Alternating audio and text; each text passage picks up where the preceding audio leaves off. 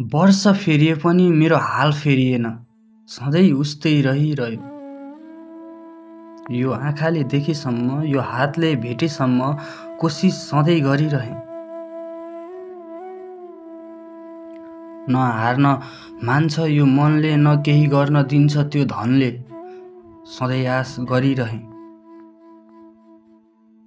न कमाउन सके, न आफ्नो परिवारसँग रमाउन।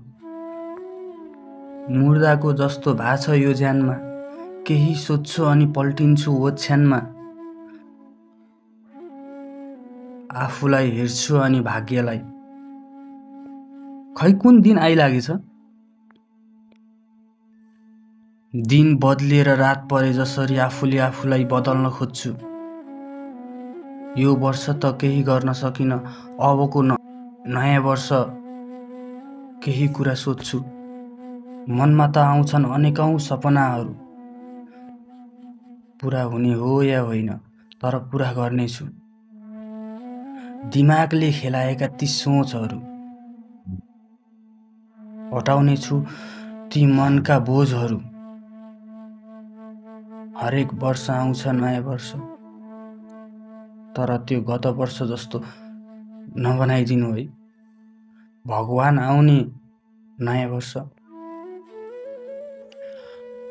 होलान् धेरैको मेरो जस्तै हुलदुली,